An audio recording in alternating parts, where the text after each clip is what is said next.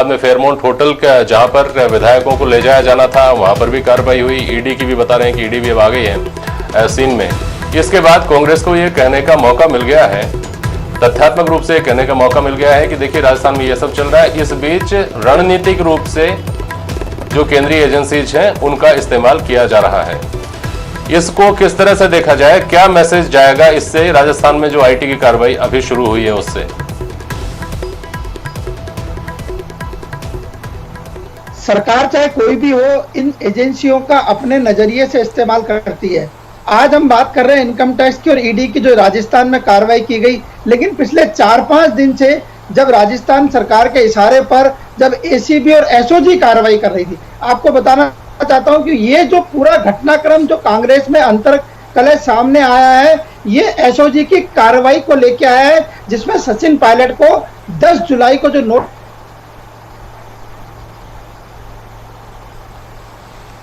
देखिए इस वक्त एक मिनट आपको रोक रहा हूं, मित्तल साहब आपके पास वापस आता हूं।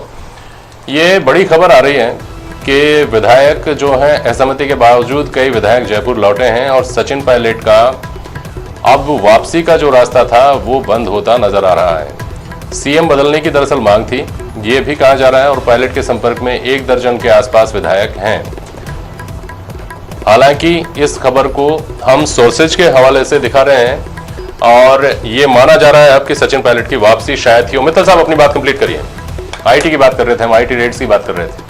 मित्तल साहब तो जी मैं ये कह रहा था कि सरकारें अपने नजरिए से इन चीजों का इस्तेमाल करती हैं, और राजस्थान में जो अंतर्कलह का जो मुख्य कारण रहा वो एसओजी का नोटिस जो सचिन पायलट को दिया गया उसका रहा। अब मैं ये बताना चाहता हूं कि आज की अभी जो स्थिति है उसमें सचिन पायलट को मनाने की या पुचकारने की अब कोई संभावना नहीं है, और सचिन पायलट जिस सीमा तक चले गए मुझे नहीं लगता कि अब वापस वहां से वो लौट के आएंगे। अब जिस तरीके से बात सामने आई है कि राजस्थान में जो महत्वपूर्ण बात है कि जो सीएमआर में जो मीटिंग बुलाई जा रही है, मेरा यह मानना है कि कांग्रेस विधायक दल की बैठक का भी कोई मायने नहीं है, चाहे इस विधायक दल की बैठक में 100 लोग आ जाएं, 50 लोग आ जाएं या 100 से ज्यादा लोग आ जाएं। अब कांग्रेस विधायकों का तभी महत्व है जब विधानसभा में फ्लोर टेस्ट होगा। फ्लोर टेस्ट के दौरान ही पता चलेगा कि कौन किसके साथ है। जहां तक विधायकों की संख्या का सवाल है, जेपी जी मैं अपने अनुभव से आपको बताना चाहता हूं कि भले ही यदि सीएमआर के अंदर 100 से ज्यादा लोग आ जाएं, लेकिन यदि वो विधानसभा में जब फ्लोर पे जब बहुमत होगा तो शायद वो संख्या अपने आप कम हो जाएगी। सचिन पायलट भी कांग्रेस के ही क्या नाम से पुराने कद्दावर नेता रहे, वो कांग्रेस की सारी चालों को जानते हैं। तो मेरा ऐसा मानना है वो जितनी भी अब ताकत लगाएंगे वो फ्लोर टेस्ट पर लगाएंगे। हो सकता है लेकिन मित्तल साहब एक खबर आ रही है, मित्तल साहब ये खबर आ रही है, अंदरूनी खबर बताई जा रही है। देखिए अभी जो पिछले 48 घंटे से खबरें चल रही हैं वो सूत्रों के हवाले से चल रही हैं, लेकिन फिर भी कहीं कहीं किसी बात में सच्चाई तो होती है, क्योंकि धुआं है तो आग कहीं ना कहीं है। अभी खबर यह आ रही है कि सचिन पायलट के साथ नंबर्स तो थे, सचिन पायलट के साथ विधायक तो थे, लेकिन हुआ ये कि जब उन विधायकों को ये पता चला कि भाजपा में नहीं जा रहे हैं, थर्ड फ्रंट बनाया जाएगा या कुछ और किया जाएगा, तो विधायक छिटके हैं उनके साथ से और विधायक वापस लौटे हैं। इस तरह की खबर आ रही है। क्या ये विधायकों का मन बदलने की, ये खबर सही है नहीं है पता नहीं, लेकिन क्या विधायकों का मन बदलने की एक कारण ये हो सकता है कि उनका प्लान ये हो कि भाजपा में चले जाएंगे, लेकिन अब थर्ड फ्रंट जैसी राजस्थान में जो एक्सेप्टेबिलिटी कभी थर्ड फ्रंट को लेकर रही नहीं, उस पर मैं और विस्तार से बात करूंगा, तो हो सकता है उनका मन बदला हो। क्या इस तरह की बात हो सकती है मित्तल साहब? नहीं जेपी जी, मेरा मानना इस तरह की बात नहीं हो सकती। जब सचिन पायलट ने यह कदम उठाया होगा तो अपने समर्थकों से लाइन ऑफ एक्शन के बारे में पहले से तय किया होगा। मतलब ऐसा नहीं हो सकता कि वो 20 विधायकों को लेकर बैठ जाए और फिर विचार करें कि अपना अगला कदम क्या होगा। पहले से रणनीति तय होगी कि उन्हें थर्ड फ्रंट बनाना है या भारतीय जनता पार्टी में बनाना है। मेरा ऐसा मानना है कि सचिन पायलट के संग जो विधायक होंगे, जो मंत्री होंगे, वो उनके संग आखिर तक रहेंगे। बड़ा ठोक बजा के सचिन पायलट ने यह कदम उठाया है। भले ही आज की तारीख में ऐसे विधायक और मंत्री सीएमआर में मौजूद रहे, लेकिन मैं आपको दावे से कहना चाहता हूं कि जब विधानसभा में फ्लोर टेस्ट होगा तब ऐसे जो पायलट समर्थक जो मंत्री और विधायक हैं वो आपको पायलट के साथ खड़े नजर आएंगे। बिल्कुल सही कर रहे हैं। और इस बात में आपकी मैं थोड़ा सा जोड़ना चाहूंगा कि जैसे ये बात सीएमआर में मौजूद विधायकों के ऊपर लागू होती है, वैसी स्थिति ये जो बागी गुट है उस पर भी लागू होती है। अगर लगेगा कि कंफर्टेबली सरकार बच रही है, उसके बावजूद विरोध में खड़े होने वाले जो लोग हैं वो शायद आखिर तक खड़े रहें। उनमें से कुछ लोग टूट भी सकते हैं, बदल भी सकते हैं, उस पर बात करते हैं। लेकिन उससे पहले अब एक बार आपके पास आ रहा हूं जैन साहब, सुरेश चंद्र जैन साहब। अभी नंबर गेम सबसे ज्यादा महत्वपूर्ण होगा। अगर सरकार गिराने लायक, यानी कि कांग्रेस के पास 124-125 लोगों का अभी तक बहुमत माना जा रहा था जब तक ये सारा घटनाक्रम नहीं था तब तक। अब अगर 25 से ज्यादा अगर विधायक टूटते हैं, बगावत करते हैं, तो कांग्रेस की सरकार गिरती है। स्थिति क्या बनेगी ये देखना महत्वपूर्ण होगा। वो हम आपसे समझना चाहेंगे, अगर वो 25 आदमी बगावत करते हैं तो क्या उनकी सदस्यता चली जाएगी? ऐसे में इफेक्टिव नंबर 175 का 170 का हो जाएगा, तो कांग्रेस को कितने लोगों की जरूरत सरकार बचाने के लिए पड़ेगी?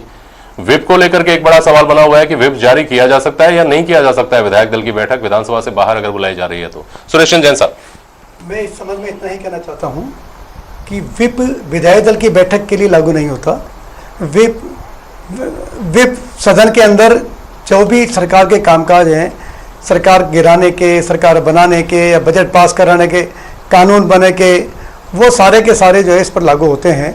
और सदन के बाहर की कोई भी कार्रवाई पर सिर्फ पार्टी विरोधी कार्रवाई का हक पार्टी को होता है या सरकार को होता है या दूसरे पार्टियों को होता है।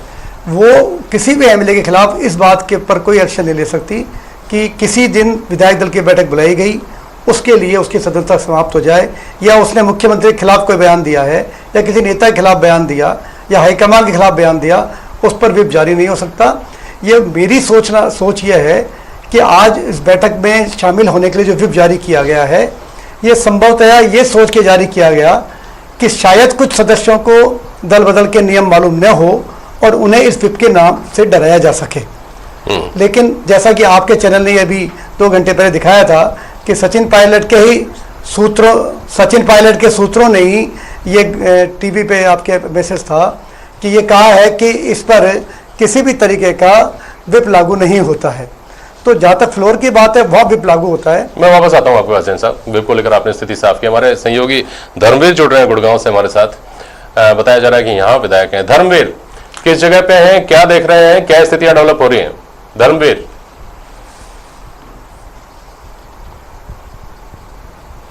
देखिए, ये हरियाणा का जो नूह जिले का जो आईटीसी ग्रांड भारत होटल है उसके बाहर हम अभी मौजूद हैं और सूचनाएं शनिवार को यही आई थी कि सचिन पायलट के जो समर्थक विधायक हैं वो इसी होटल में पहुंचे हैं।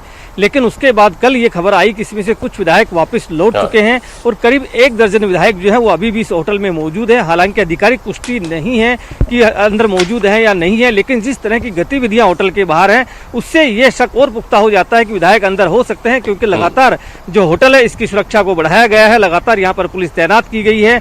किसी भी बाहरी व्यक्ति को होटल के अंदर जाने की अनुमति नहीं है। सिर्फ वही लोग होटल के अंदर मौजूद जा सकते हैं जिनकी पहले से के नाम या उनकी लिस्ट होटल मैनेजमेंट के पास है, वही लोग होटल में एंट्री कर सकते हैं। कहा यही जा रहा है कि जो सचिन पायलट के जो समर्थक जो विधायक थे वो दिल्ली आए और उसके बाद जो चीज़ें जिस तरह से राजनीतिक उठापटक हुई उसके बाद कुछ विधायक जो है वापस लौट गए, लेकिन अभी भी कुछ विधायक सचिन पायलट के साथ हैं और वो उनके साथ खड़े हैं। लेकिन अभी तक जो स्थिति है पूरी तरह से स्पष्ट नहीं हुई है कि सचिन पायलट क्या भाजपा के साथ जाएंगे, थर्ड फ्रंट बनाएंगे या फिर अपने कांग्रेस में ही रहेंगे।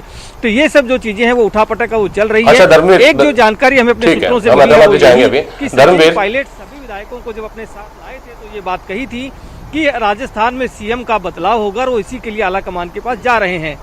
लेकिन उसके बाद स्थिति बदल गई जब वो दिल्ली पहुंचे, तो उसके बाद जब स्थिति बदली। धर्मवीर, क्या खुद सचिन पायलट वहां पहुंचे, इस तरह की भी कोई जानकारी वहां मिली है आपको, या बीजेपी के कोई नेता वहां पहुंचे उस होटल में, इस तरह की कोई जानकारी मिली? धर्मवीर शर्मा,